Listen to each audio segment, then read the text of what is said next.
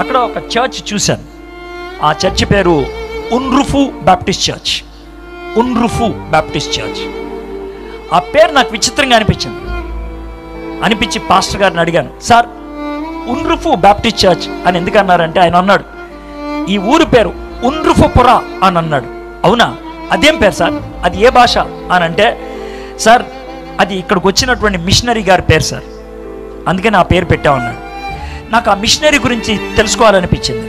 మొత్తానికి కొన్ని పుస్తకాలు సంపాదించా, కొన్ని డాక్యుమెంట్లు సంపాదించా, చదవటం మొదలుపెట్టా. ఉన్రుఫు అనేటువంటి మిషనరీ. ఈ మిషనరీ 17 ఏళ్ళు అప్పుడు యేసు ప్రభువుని అంగీకరించాడు. బైబిల్ కాలేజ్కి వెళ్ళాడు. 25 ఏళ్ళకి బైబిల్ నేర్చుకోవటం లేదా బైబిల్ కాలేజీలో డిగ్రీ అయిపోయింది. తాను ఒక అమ్మాయిని పెళ్లి చేసుకున్నాడు.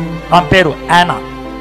వాళ్ళిద్దరూ కూడా పెళ్లి చేసుకున్నాక 25 సంవత్సరాలప్పుడు వాళ్ళు ఒక మాట అనుకున్నారు, మన ఇద్దరం కూడా మిషనరీలుగా వెళ్దామని. 1 సంవత్సరం ప్రేయర్ చేశారు. ప్రభా మేము ఎక్కడికి వెళ్ళాలని అంటే దేవుడు చెప్పాడు, దక్షిణ భారతదేశానికి వెళ్ళాను. వాళ్ళు ఎక్కడున్నారు తెలుసా? అప్పుడు జాగ్రత్తగా వినండి. వాళ్ళు ఎక్కడున్నారంటే రష్యాలో ఉన్నారు. రష్యాలో ఉన్నారు. రష్యా నుంచి 26 ఏళ్ళ అప్పుడు దేవుడు వాళ్ళతో మాట్లాడి దక్షిణ భారతదేశం వెళ్ళు అని అంటే, రష్యా నుంచి ఆఫ్ఘనిస్తాన్ నుంచి పాకిస్తాన్ నుంచి రాజస్థాన్ నుంచి గుజరాత్ నుంచి మధ్యప్రదేశ్ నుంచి తెలంగాణ. అప్పట్లో నిజాం రాజ్యం అంటారు. నిజాం రాజ్యంలో హైదరాబాద్ వచ్చి అక్కడి నుంచి 50 కిలోమీటర్ల దిగువన శంషాబాద్ వచ్చి అక్కడ ఒక మిషన్ బేస్ ఉన్నది. అక్కడ వాళ్ళు గడిపారు. ఈ దూరం అంతా వాళ్ళు ఎలా వచ్చారు తెలుసా? జాగ్రత్తగా వినండి. 3 సంవత్సరాలు నడుచుకుంటూ వచ్చారు వాళ్ళు. మీకు అర్థమవుతుందా? నడుచుకుంటూ దే వాక్డ్ ఫ్రమ్ రష్యా. అక్కడి నుంచి నడుచుకుంటూ వచ్చారు.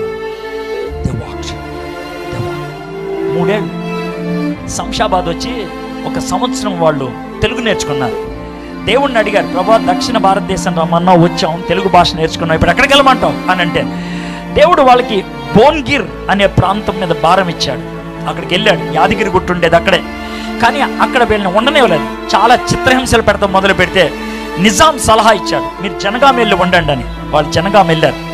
జనగాంలో ఉన్రుఫు తన భార్య 13 సంవత్సరాలు ఉన్నారు. 13 సంవత్సరాల తర్వాత ఉన్రుఫు చచ్చిపోయాడు.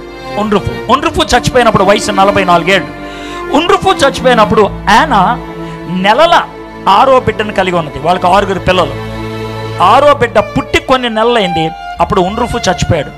ఉన్రుఫు చచ్చిపోయిన 2-3 ఏళ్ళు యానా భారతదేశంలో ఉండి తర్వాత తిరిగి ఆమె రష్యా వెళ్ళిపోయింది. ఆ తర్వాత కెనడా వెళ్ళిపోయి కెనడాలో స్థిరపడిపోయింది. అయితే 13 ఏళ్లలో ఉన్రుఫు చేసినటువంటిది ఏంటి అని ఆలోచిస్తే, 13 సంవత్సరాల్లో 3100 మందికి బాప్తీసం ఇచ్చాడు. 3100 మందికి, 3100 మందికి ఆయన బాప్తీసం ఇచ్చాడు. 57 ఎకరాలు సంపాదించాడు సంఘ పరిచర్య కోసం. 57 ఎకరాలు సంపాదించాడు. ఆ టైంలో నిజాం హైదరాబాద్ బేగంపేటలో ఒక పెద్ద స్కూల్ కట్టాడు. దాన్ని హైదరాబాద్ పబ్లిక్ స్కూల్ అంటారు. చాలా పెద్దది. అది చాలా చాలా అద్భుతంగా కట్టారు ఆ యొక్క స్కూల్ని. అయితే అదే టైంలో ఈ ఉన్రుఫు అనేటువంటి ఆయన ఏమనుకున్నాడు తెలుసా? రాజుగారి పిల్లల కోసం రాజుగారు స్కూల్ కడితే దేవుని పిల్లల కోసం నేను స్కూల్ కడతానని అదే మోతాదులో, అదే షేప్లో, అదే స్థాయిలో జనగాంలో స్కూల్ కట్టాడు ఆయన. ఆ స్కూల్ కడుతున్నప్పుడు తన పెద్ద కూతురు చచ్చిపోయింది. ఆ పెద్ద కూతురు పేరు ప్రిస్టన్. అందుకనే ఆ స్కూల్కి ప్రిస్టన్ ఇన్స్టిట్యూట్ అని పేరు పెట్టాడు. ఆ స్కూల్కి అంత దూరంలో తన కూతుర్ని పాతి పెట్టేశాడు. ఇదంతా నేను చదివాను. ఆయన సమాధి వాళ్ళ కూతురు సమాధి పక్కనే పెట్టారని కూడా చదివాను. నేను 3వసారి జనగాం వెళ్ళినప్పుడు కుర్రోళ్ళని అడిగాను, ప్రిస్టన్ స్కూల్ చూడాలని ఉంది అని. అన్న ప్రిస్టన్ స్కూల్ ఇప్పుడు లేదు అన్నాను. అదేంటయా? అదేమన్నా కారా? అదేమన్నా రైలా? అదేమన్నా చిన్న ఇల్లా? లేదు అంటే ఏంటి అర్థం? అన్న చూపిస్తాం రండి అన్న అని అన్నారు. వెళ్ళాను స్కూల్కి. ప్రిస్టన్ ఇన్స్టిట్యూట్ అని సిమెంట్తో చెక్కింది ఉన్నది కదా అంటే, సార్ ఇది ప్రిస్టన్ ఇన్స్టిట్యూట్ కాదు అని అన్నారు. ఏంటిది అని అన్నాను. ఆ స్కూల్లోకి వెళ్ళాను. ఎదురుగా గోడ మీద సిలువ ఉంటుందని నేను చదివాను. కానీ సిలువ కనబడలేదు నాకు. గణపతి బొమ్మ కనబడింది. నాకేం అర్థం కాలేదు. ఏంటిది అని అంటే, సార్ ఈ స్కూల్ని గీతాంజలి పబ్లిక్ స్కూల్కి అమ్మేశారు సార్, అమ్మేశారు.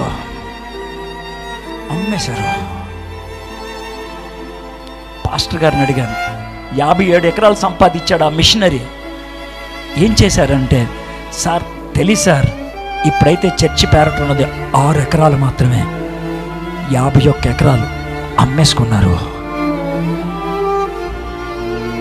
ప్రీస్టన్ సమాధి, ఉండ్రుఫు సమాధి చూద్దామని కుర్రోళ్ళని అడిగితే, అన్న ఆ సమాధులు మీరు చూడలేరన్నారు. వెళ్ళాలి అని అన్న.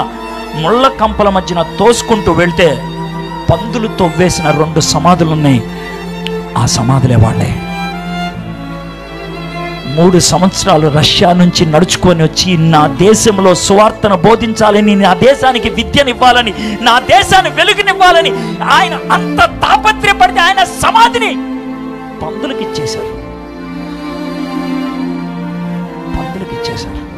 ఇది మన జీవితం, ఇది నేటి క్రైస్తవ్యం.